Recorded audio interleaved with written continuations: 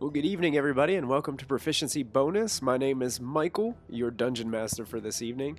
Welcome to another episode of the Modifier. On this different show, basically what I do is I try to take different things on Dungeons and Dragons and modify them a bit to make things more interesting, or to just add a little bit of flair or flavor to a game, or just for something to do. So I'm glad that you guys are tuning in tonight, and I also wanted to mention, before I get too far into what we're going to be playing around with today, is don't forget to tune in about 30 minutes after this show ends at 8:30 p.m. Eastern Time, 5:30 Pacific Time. Our very first episode of Mystic Hour will be tonight, hosted by our very own Christy Mystic Water. Tonight they'll be talking about women in Dungeons and Dragons, and they're going to have some really awesome special guests going to be appearing on this new talk show tonight. So make sure you guys stay tuned and check that out. Once again, that's 8:30 p.m. Eastern Time, 5:30 Pacific. You don't want to miss it. It's going to be exciting. So thank you guys so much for tuning in. And tonight, what we're going to do tonight is we're going to do a little bit of reskinning of some undead monsters in Dungeons and Dragons 5th edition. I got this idea from actually tuning in a few weeks ago to Mike Merle's Happy Fun Hour on the D&D channel, where he basically creates, just uses his imagination, comes up with some cool things that he could try to play test in his games. And I got the idea from him as I was watching him reskin a skeleton. And we had a very interesting... What's up, Christy? Glad you're tuning in. It's good to see you. I'm super excited about your show coming up tonight.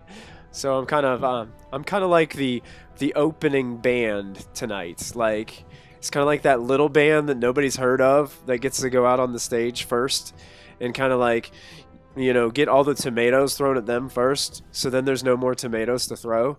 That's it, Christy. I'm the hype man tonight. I'm warming everybody up, getting everybody ready. Throw all your tomatoes at me.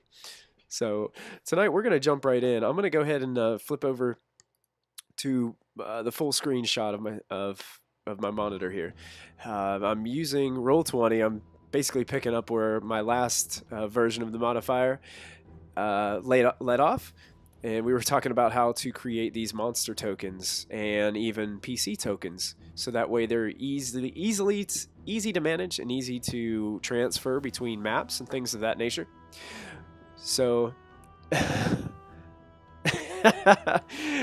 yeah, unfortunately I am an act all on my own. I don't know if that's a good thing or a bad thing. So, thank you guys so much for hanging out with me. No tomatoes, just hearts. Thank you, Christy. I appreciate that.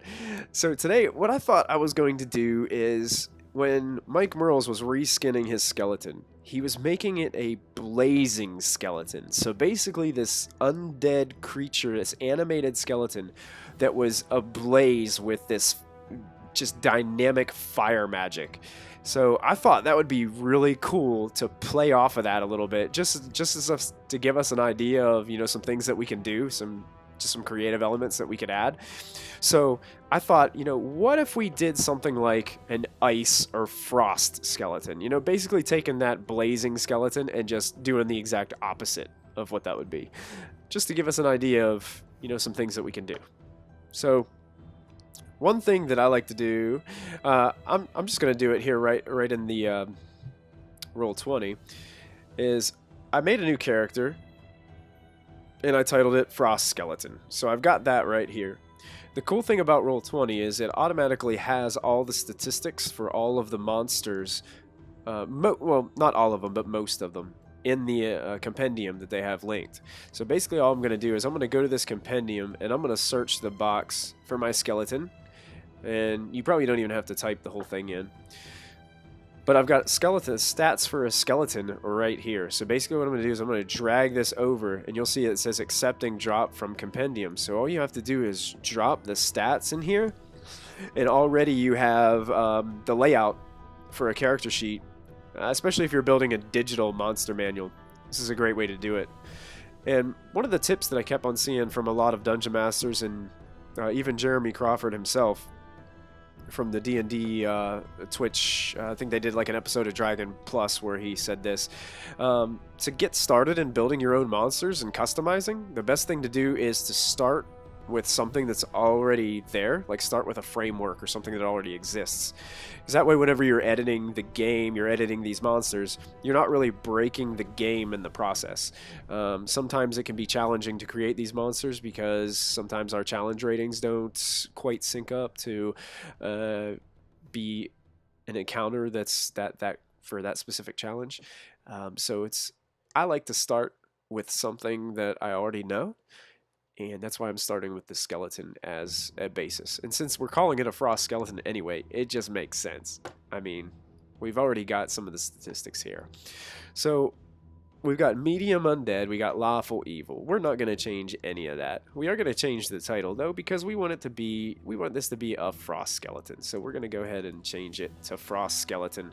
So every time you change things in NPC and you click this little gear cogwheel here, it'll show you exactly what the character sheet's going to look like. And if you put this in your digital framework, if you play online, you'll be able to click on all these actions here at the bottom and automatically do those for that monster whenever you have your character sheet ready to go. So I'm going to change this to, we got Frost Skeleton here. He's medium undead. He's lawful evil, of course. That just makes sense. I don't think we're really going to change anything about the top of these skeletal features. We're just going to add a little bit of flair to this monster. So we're just going to keep the armor class at 13. Armor scraps, that sounds fine. Hit points, 13. It's a skeleton. I don't want to make it, I don't really want to change it that much. I'm just, like I said, I'm just making it, doing most of this for flair. Speed, 30 feet. I'm going to keep that the same. I'm going to keep all the statistics the same for now. There will be a spot where, here in a few minutes, where we might have to make some adjustments to that to get it to do what we want it to do. So now we start getting into the, I guess, the nuts and bolts of how we can customize this skeleton. Because so far we haven't done anything to it. It's just a skeleton. We just changed the name of it. So we've got these damage vulnerabilities. So what would a frost skeleton be vulnerable to?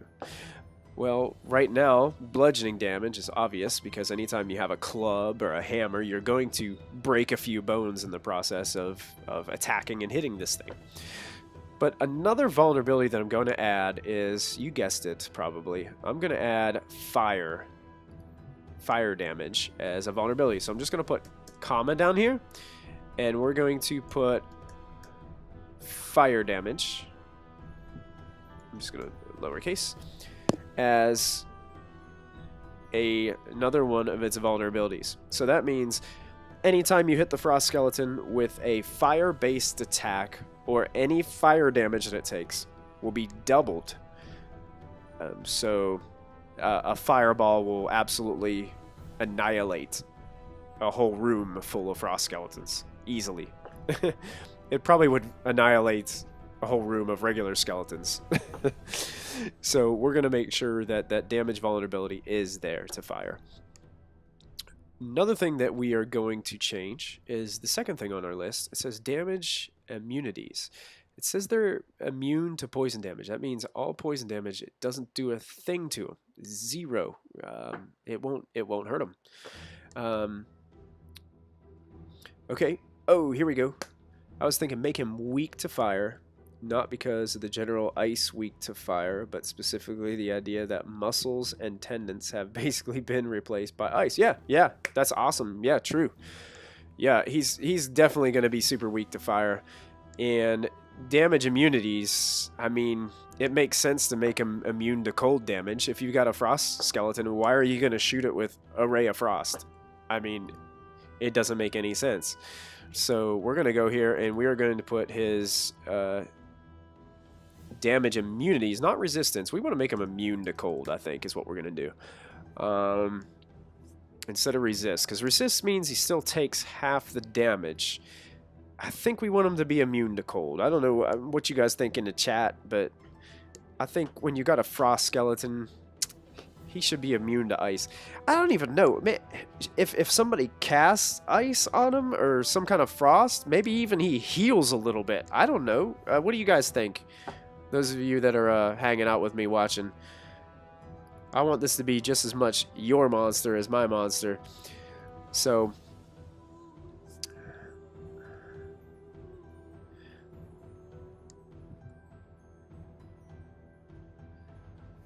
Yeah, that was, yeah, we're on the same wavelength there, Paisy 160. Yeah, I mean, we can even add in some kind of ability where if it takes any cold damage whatsoever, or it takes a cold attack, that number could just be equal to temporary hit points on top of the hit points it already has. So basically doing what you just said, giving him a buff for this cold energy. So instead of maybe instead of healing, it just does like a temporary hit points type deal where it just, because temporary hit points basically come off the creature first. So basically, anytime you'd hit it with Ray of Frost, it would take that damage, and it would just, basically what it's doing is it's creating this ice coat of ice on it to make it even stronger.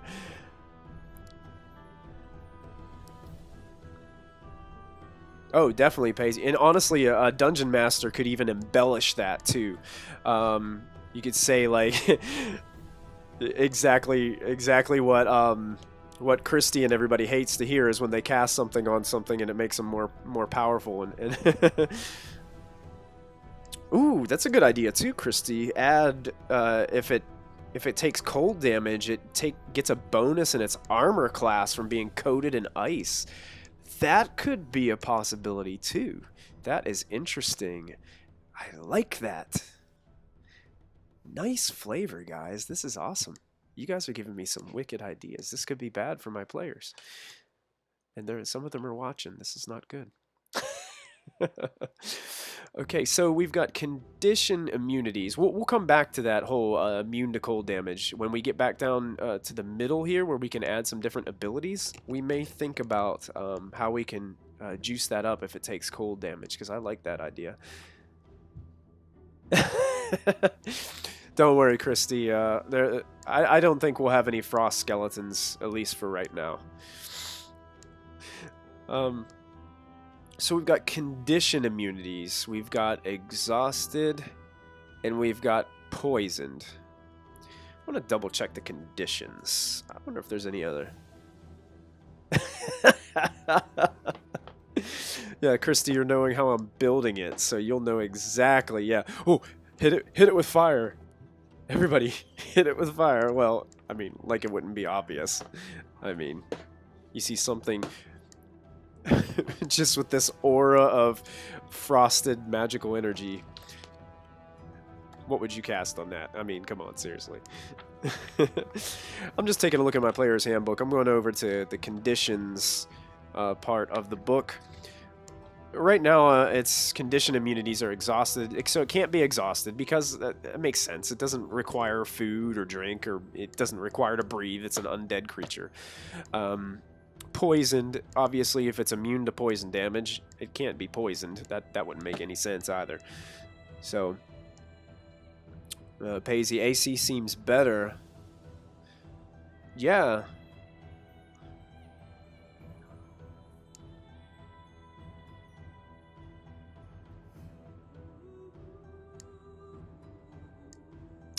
That's a good idea, Paisy, too. That's a good idea. You know what? As a dungeon master, too, Paisy, what you could do is if you're trying to get the Frost Skeleton to gain that benefit from that ice armor class, perhaps have a group of these ice skeletons and they understand that ice makes them more powerful. Because what I was planning on doing was maybe having this Frost Skeleton be able to cast some ice spells. Maybe they can, like one can shoot the other with Ray of Frost and then coat it with a +2 armor bonus. It's just, I don't know if they're really that smart. They only have an intelligence of 6. But that would be quite amusing to see a bunch of Frost Skeletons hanging out in a group together, just like casting Ray of Frost on each other to buff up their armor. But I love that idea of the AC. I'm liking that more than the temporary hit points. Or we can have it like kind of like an effect where if it gets hit by cold energy, it gets a +2 to AC and maybe just 5 temporary hit points or something like that. Because there are some spells that do that in 5th edition. I don't think that would be I don't think that would be broken. So, all right. So conditions. Interesting. It says that apparently skeletons can be deafened, because that is not a condition that says they're immune to. I don't know about that. Can a skeleton hear? That is a good question. Just says exhausted and poisoned are the condition immunities, and deafened is, well, it says they have dark vision.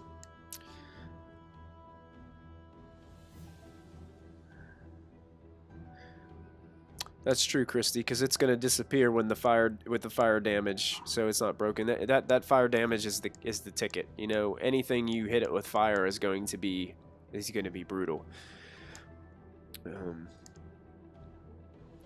So I'm going to leave deafened off of there for now.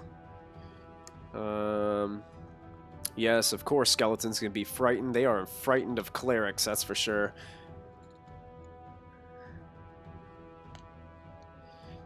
I'm just checking these conditions just to make sure I've got just about everything that I've got set. Yeah. I would consider... I just wouldn't add it because they didn't add it in the actual monster manual for a skeleton, but deafened, I don't know. I guess skeletons in D&D can hear you. So I'm just going to leave that as it is for condition immunities. Senses, we got dark vision 60 feet, passive perception 9.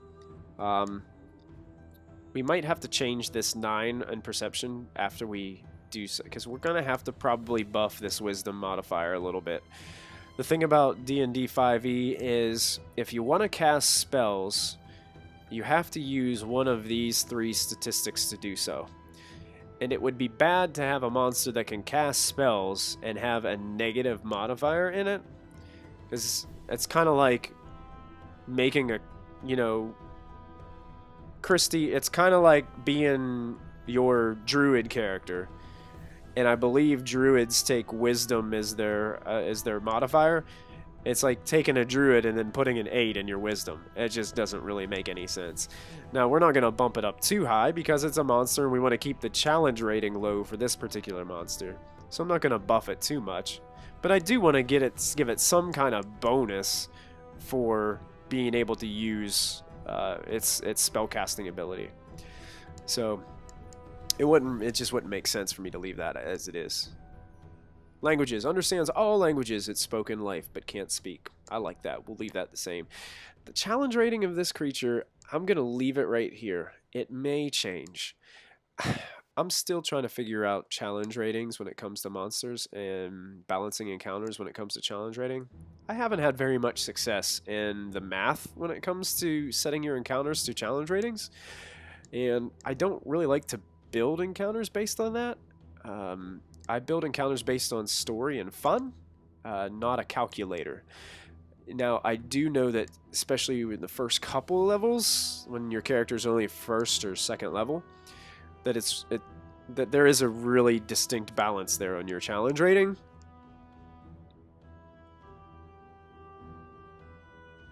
Yeah, I agree, Christy. I think everybody's still trying to figure out. I think the challenge rating system is a more like dynamic rule that keeps changing over time and it keeps evolving. The calculations I've made encounters for my players where I use the calculations. I used the calculator. I did the math, and they were just way too easy. There's so many things to consider. There's magic items involved. There's, how rested are your players during this particular encounter? Have they had 3 other encounters and not even taken a short rest yet, that will affect your challenge rating.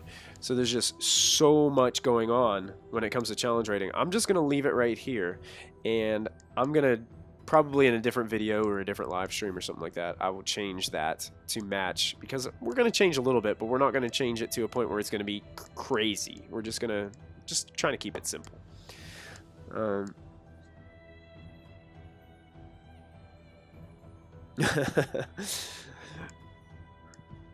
Yeah, CR to be more of a gauge, some kind of like a guideline. Yeah, I think so too. I've seen that there are different ways to develop encounters, and I think in Xanathar's Guide to Everything they did release some other ways that you can build encounters as well. Still keeping challenge rating in mind, but not so much just focused on the calculations and the numbers. So we're going to keep it there. Now here's where we get to change some things. We're going to go ahead and give the Frost Skeleton some innate spellcasting ability. So we're going to add an ability here, and we're going to innate spellcasting. So basically it can cast spells just for being what it is. Innate spellcasting. So we've got innate spellcasting. Now I'm going to go to another monster just to see how they have this spelled out. Innate spellcasting. So we'll say down here that the Frost Skeleton the Frost Skeleton's innate spellcasting ability is, we're gonna say wisdom here, and you'll see why in just a minute, is wisdom. And we're going to say spell save DC is going to be its 8 plus proficiency bonus, plus I'm going to give it a bonus of 1. So that's going to make its DC 11 for its spells. So we're going to say spell save DC 11. So we've got that going on. So spell save DC 11. And we're going to say +1 to hit. So basically it's going to have a +1 modifier in wisdom. So basically what I'm going to do is I'm going to raise that wisdom score from an 8 to a 12 just to give it a +1 bonus. Just to make it so it actually can use these things and not be like a total waste of having this ability in the first place. So it doesn't have to take a -1 every time it wants to cast like a Ray of Frost. So we got +1 to hit. And then we can go, it can innately, I think that's how you spell it, yep, innately cast the following spells.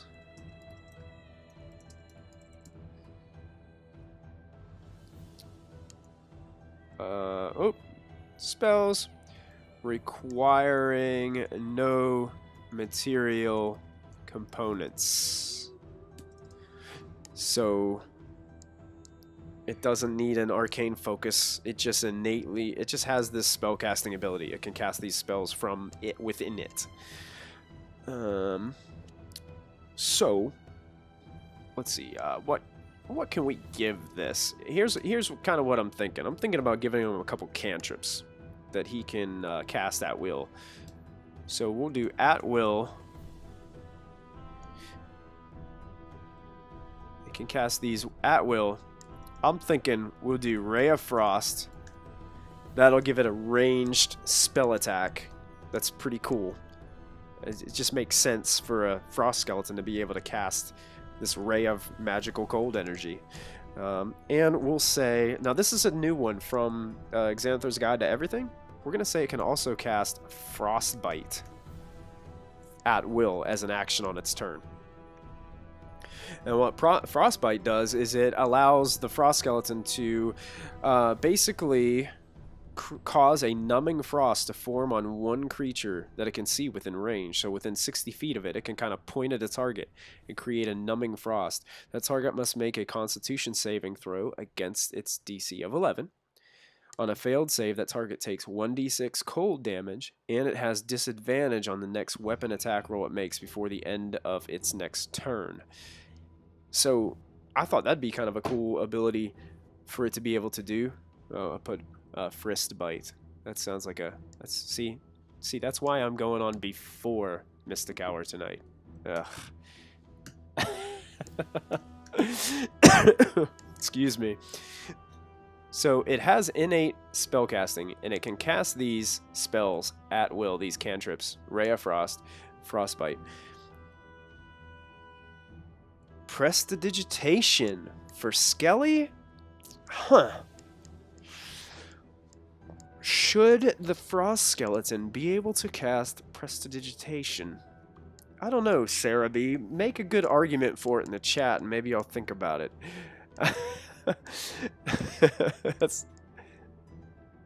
Make it dapper.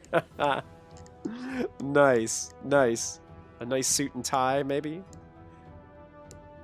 Can you guys think of any, like, other cold-related spells that we could put here? Or do you guys think that Ray of Frost and Frostbite would be a good set?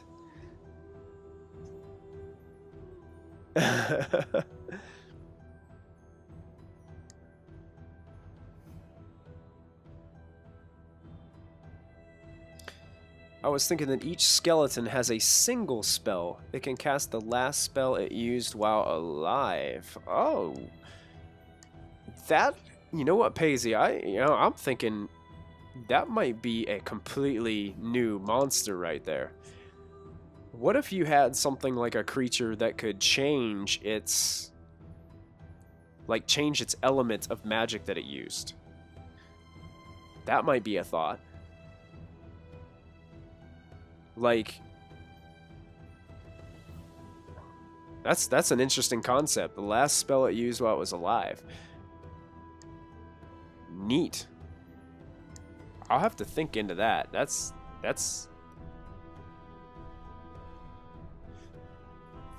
Would Skellies have necrotic? Well, in the monster manual they don't really have necrotic listed for anything, Sarah. And that's why I'm kind of just going by... I started out with just the basis skeleton character sheet, and I'm just adding some things to it. Just add some flavor. So... yeah, Chaos Bolt does have a lot of different damage types. That might be for a totally different monster, though. I'm thinking we'll keep this one more of this frosty, icy kind of setting. If you guys can think of any more spells or anything maybe that this thing could do, I don't really want to give it a first level spell, just because it's a one quarter challenge rating creature. I think we'd be in the bounds of raising the challenge rating quite a bit if we start adding too many powerful spells in this. So I'm just gonna kind of keep them simple right now.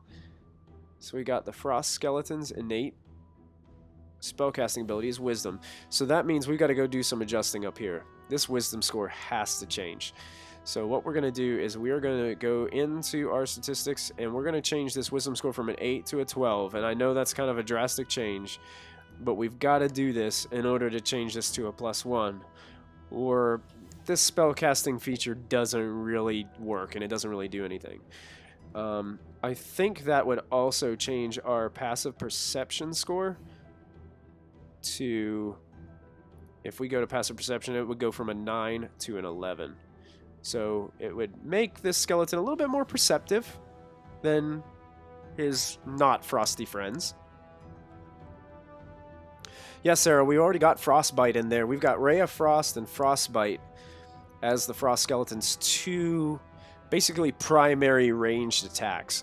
What I was thinking about doing with this is I was thinking about taking the short bow, totally off of this skeleton. I wasn't going to give it a frost or a short bow at all, unless some way it didn't have innate spellcasting and shot ice arrows. But I thought maybe giving it an innate casting abilities would be a little bit more exciting. I don't know. It's just something about, hey, it's a skeleton, and all we really changed was everything's the same. It just does a little bit of cold damage now. Which, you could do it that way if you wanted to. If you were trying to, like, develop this monster on the fly, that would be super easy. Because all you do is take the skeleton stat block, and you could add in, like, an extra, maybe each attack does an additional 2 points of cold damage, or a d4 cold damage, or even just put, instead of, you know, piercing / cold damage, or something like that. So you could change it any way that you want. That's the cool thing about this, is there's no right or wrong answer, and you might even take some of these ideas and go make it even 10 times better on your own. So, Armor of Agathis. Yeah, you know what, Paisley? I did think about that.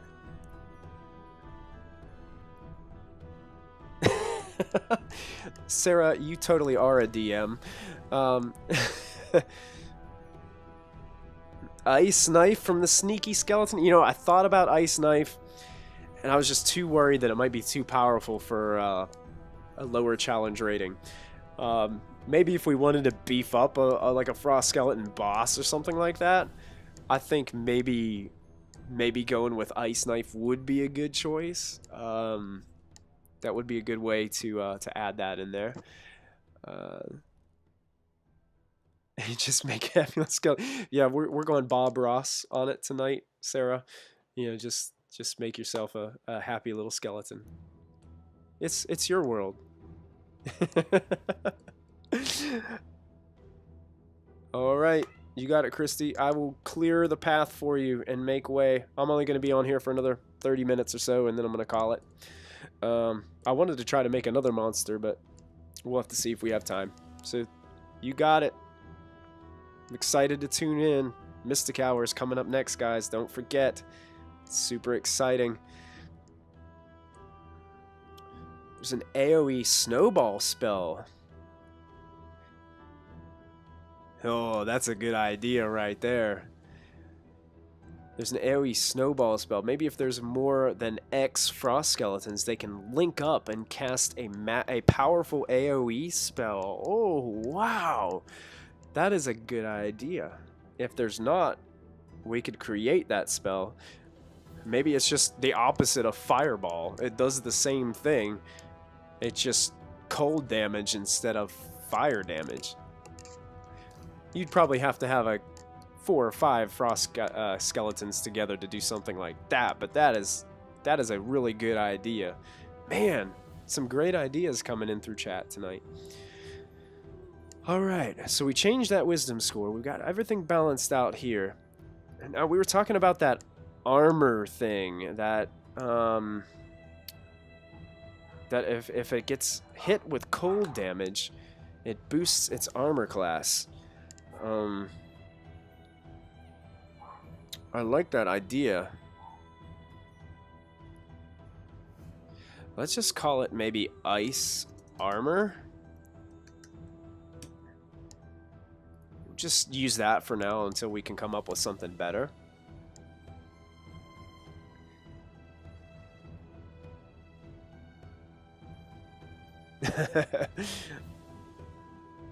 I like that. So let's say if the frost skeleton takes cold damage,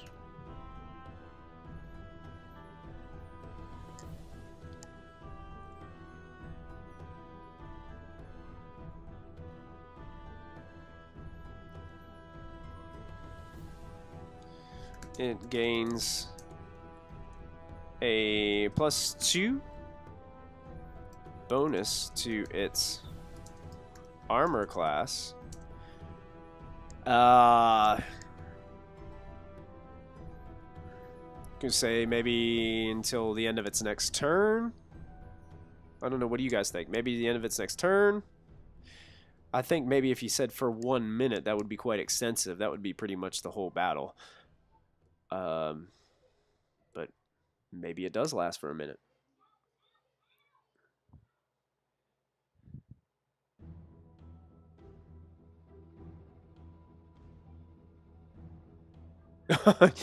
Awesome. Awesome. Yeah, I find myself doing the same thing where you have to make some changes to monsters mid-session or mid-combats.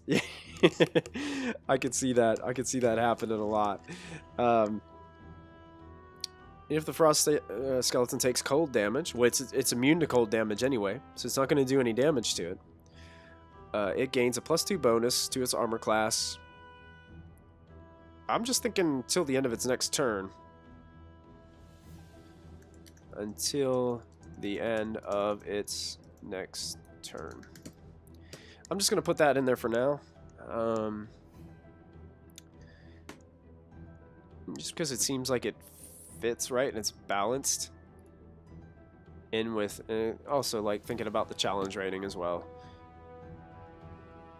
So that would buff it up from a 13 to a 15 if it got hit with cold damage. And obviously the cold damage isn't going to do anything to it because it's immune to it. So basically you just be putting a nice coat of ice on it. Giving it some extra ice armor. So we got that.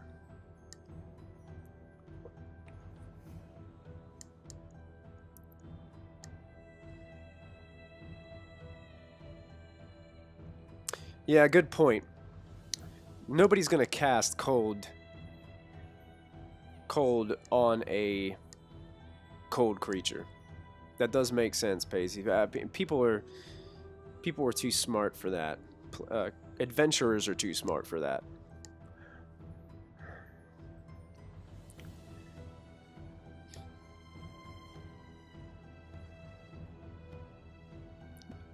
Well, at least 2 turns. I think so too.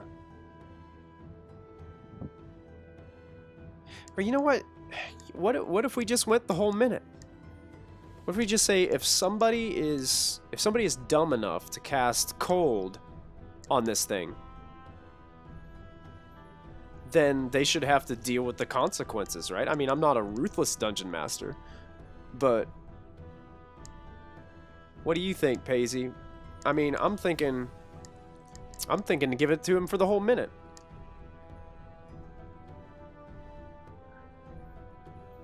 I think you're right. I think if they're willing to do that, it's armor class for 1 minute. Let's give it to him for the whole, basically the whole combat. Because if you're going to cast cold on a frost skeleton, you're going to suffer the repercussions, and it's going to be a little bit harder to hit. I like that. That's a good point. Thanks for that, Paisley.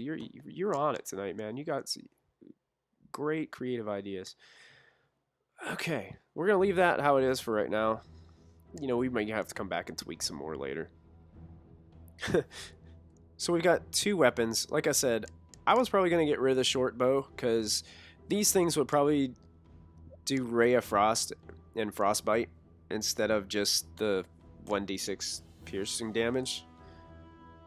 I mean, I think Ray of Frost is a d8 damage, Frostbite is a d6, and imposes disadvantage on the next player's attack. So, and I think Ray of Frost also slows whatever it hits. So it does a d8 plus slow, and Frostbite is a d6 plus imposes disadvantage. So I'm just going to go ahead and get rid of the short bow. We're just going to take short bow right out of there. Actually, I think I have to click here, the trash can, and we're going to get rid of the short bow. We don't need it. He's already got ranged attacks. And if we wanted to have something that can fire farther away, well, we could always have a couple other skeletons like hanging out with them. No big deal. That's easy. I want to look at the range of Ray of Frost real quick. Let's see what we see how far this thing can actually be away from. Can't remember the range of Ray of Frost. I thought it was maybe more than 60 feet because Frostbite is 60 feet. Let's see what Ray of Frost gives you. Ray of Frost is only 60 feet as well. So, just out of curiosity, somebody said something about Ice Knife in chat, so I was going to see what Ice Knife is also 60 feet. So...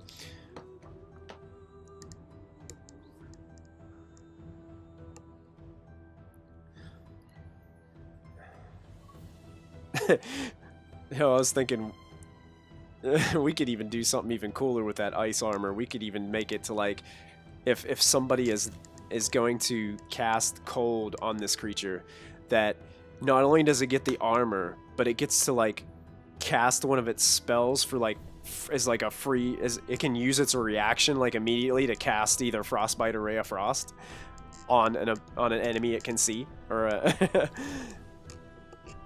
just to make it even more interesting if they were to cast that on them. I'm just throwing out every idea I've got in my mind right now, thinking about how this thing would play.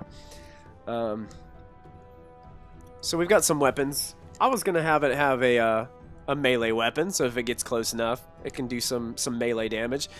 I wasn't gonna give it a short sword though. This is gonna be crazy. I'm gonna call it. Yes, I'm gonna give it a. I'm gonna give it a sickle. And some of you might get the reference of why.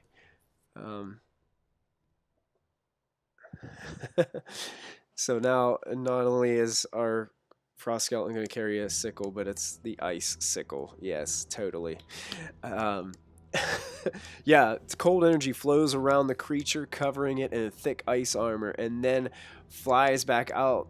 Yeah, the attacker, like a Ray of Frost, immediately strikes the attacker, or gets a chance to hit the attacker as a reaction. I think that might be a pretty cool thing to do.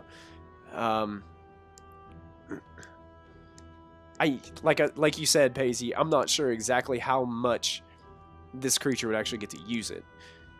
Perhaps if all a wizard had for cantrips was Ray of Frost or something, you know, decided to go the ice route and they ran into these things. Obviously, there's always ways around that, but you never know. They might explore that option once and then never do it again. So a sickle is melee, range is 5 feet. To hit is a +4. That will still stay the same because I think a sickle is a... Oh, it's not a finesse weapon. So that would not stay the same. So it still have proficiency bonus. So it would only be a +2 to hit with its sickle. One target on a hit, it only does a D4 plus... It doesn't do the 2, so it's only going to do a D4 because it is not a... Wait a second. It doesn't matter if it's... Yeah, it needs to be finesse to be able to use your dexterity modifier.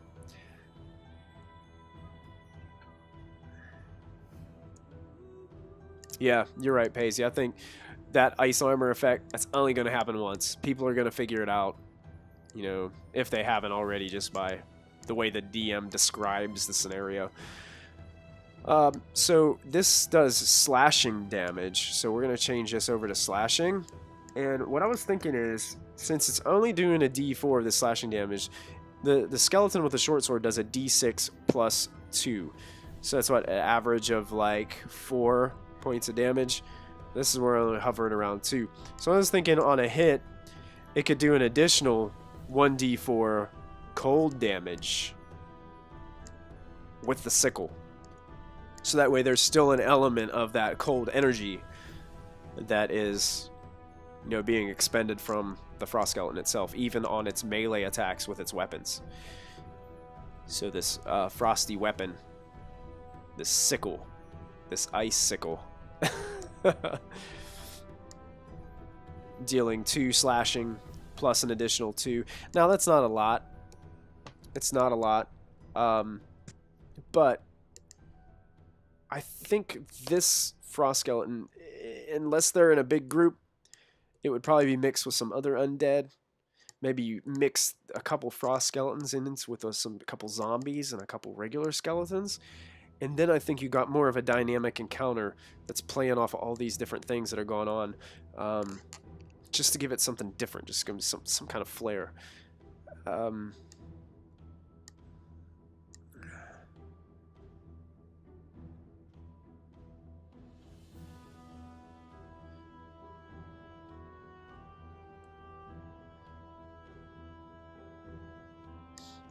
Yeah, you may be right, Paisy. Use regular skeletons to kind of, I don't know, somewhat, regular skeletons aren't really that big of a challenge. So you kind of use them as like an opening encounter for your PCs or something like that. And then you boost these guys up a bit, maybe even boost their armor class, boost their hit points. Then you could create a group of these guys together, even boost them up, maybe give them that snowball / fireball ability, maybe even equip them with ice knife. And then when the players go in, thinking, oh, it's just some more skeletons, these just look like they glowing magic or something like that, then they could see a group of that. Yeah, I absolutely love what you said. That'd be a great idea as a way to modify these even more. Man, great ideas. This is fantastic. Thank you guys so much. This is awesome. We're like throwing around a bunch of awesome stuff tonight. This is great. So yeah, we could even do that. I like changing this though. I want to make this even worse. Like if you're stupid enough to cast ice or frost on a frost skeleton, then you should suffer a little bit for it. I mean, it's a game of consequences for the choices that you make. I don't know. I just think that it should be more. So we're going to have to think of a new name for this. So the ice armor, if the frost skeleton takes cold damage, it gains a +2 bonus to its armor class for 1 minute and can immediately use its reaction to cast Ray of Frost on its attacker? I kind of like that. I like that idea, Paisy. It gets hit with a Ray of Frost, or Frostbite, or some kind of ice knife. It boosts its armor class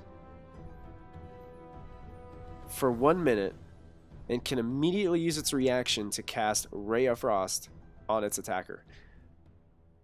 I think that's awesome.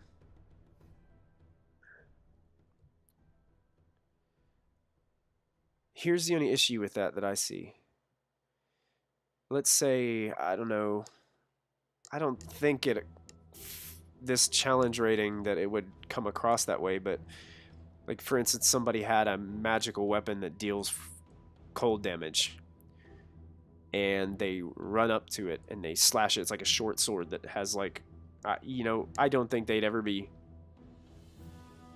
by the time a player gets that kind of weapon, I don't think they're going to be fighting these types of frost skeletons. But then it wouldn't really be able to cast Ray of Frost on its attacker. That might be something we'll have to think about.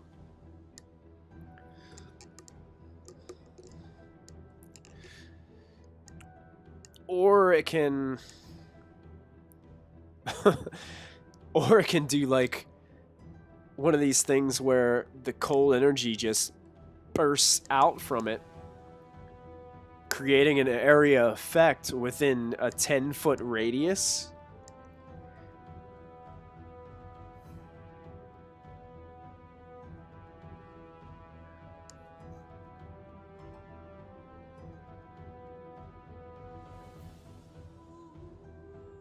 Yeah, I agree. Fight a party level 10s, throw in like some higher level spells in it. Yeah, you could definitely juice these guys up. I'm liking this. I'm really digging this. Because you could definitely boost this guy up. Throw a group of them at your adventures. Raise its challenge rating way up high. Give it more hit points. Give it a higher armor class. Give it powerful spells. You can even change out its weapon. Make it even, go back to the short sword so it can get that dexterity bonus on there to help it to not only to hit but do a little bit more damage. This is a good idea.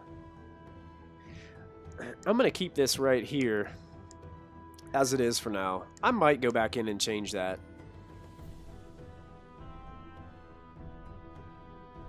immediately use its reaction to cast Ray of Frost. Like we said, it's only going to do that once.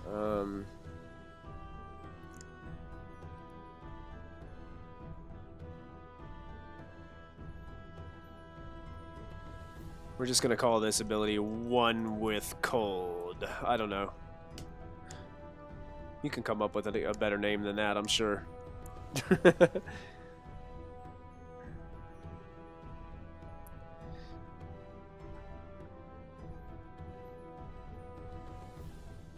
That's a good idea, Paisley. Because then, if the Frost Skeleton, he said, really like the AoE Cold Burst, potentially it could. I didn't think about this, but it could potentially buff its allies, because we could say that cold damage could hit every creature within a 10-foot radius of it, basically creating this barrage of. Because then the other Frost Skeletons would take cold damage, and then they also would burst and gain their +2 AC bonus. This might be something to consider. Because if you have these things fighting in a close-knit group, then you do have a way for each one of them to boost their armor class.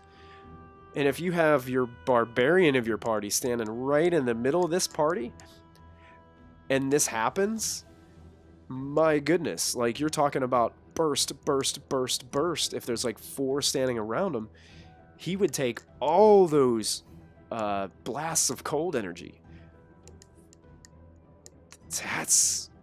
That's really sweet. I like that a lot. I'm gonna think about maybe in the future making this guy a lot tougher and using those suggestions. That's a good idea. And the cool thing about this Frost Skeleton is you could do this with pretty much any creature. You could do this too, but you could take a skeleton and you could make it basically just some kind of necrotic energy skeleton, some kind of poison. They're resistant to poison and things, or immune to poison and things like that. What if it was just like had this cloud of poisonous gas that just like completely surrounded it? Any type of way to flare up a creature, just juice it up, and some of it, strictly, some of it's probably a lot of it's just gonna be story related and narrative, but if you dive into it a little bit deeper, you can give it these abilities and give it a way that can cast some different spells, or just kind of juice it up a little bit, or give it a little bit of a creative flair of your own. So I'm just gonna keep it right there. That I may want to play test it, see what happens. I have a home group that we play every Sunday. Maybe one day they'll wander upon a group of these Frost Skeletons, and I'll see how they play out, and then maybe take it back to the drawing board, boost them up like you were suggesting there, Paisley 160. We'll boost them up, and then eventually they'll run into him again, but this time they'll be a lot tougher. I like that idea. I think that's a neat concept, and you guys have been super helpful tonight. I want to thank you guys so much for hanging out with me. I didn't get a chance to go to my other monsters that I had planned because we just delve into this Frost Skeleton so much tonight. So we've got a skeleton that just does some different things, and we can go ahead and I'll like work on making a cool token for him and getting him all in here. Another 2 things that I want to create. Maybe I'll do another episode of this next week, and we'll dive more into reskinning these undead creatures. I've got the Bloated and a Rot Crawler that I've kind of got in my head. The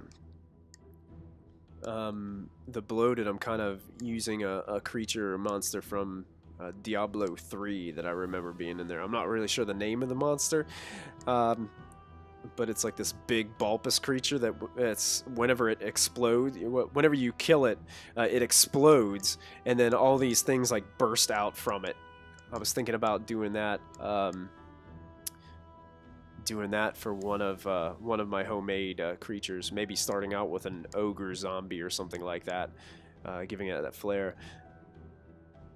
Yes, that's it, Paisy, the big boy that explodes and all these snakes like come crawling out of it. I was gonna have him explode, do damage, and then all these like maggot type looking insects called rot crawlers just come out of them, and then they just it's more like they're not hard to beat, but it's more like having that secondary thing that comes at your players.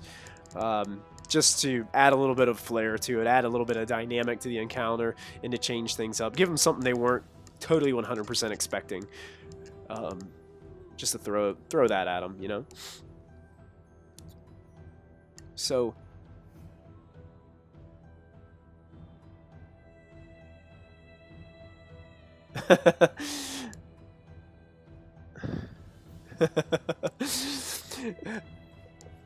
Yeah, you guys have been incredible in chat. Thank you guys for tuning in.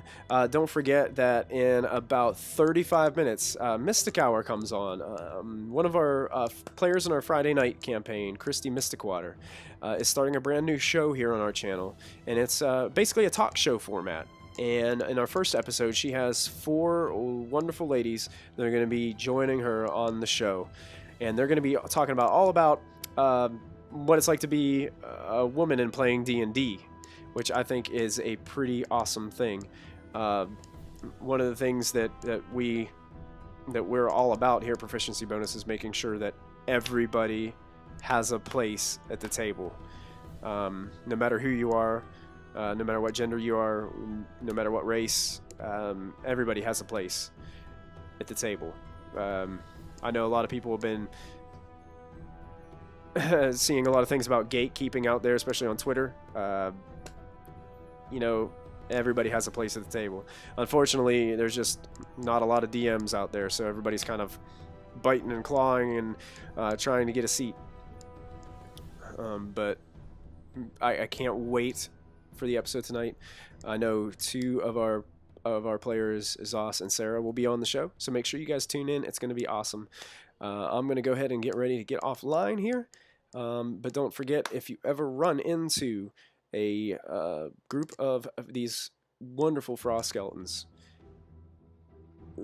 generating this aura of cold, bluish energy, it's probably not the best idea to cast a ray of frost on them.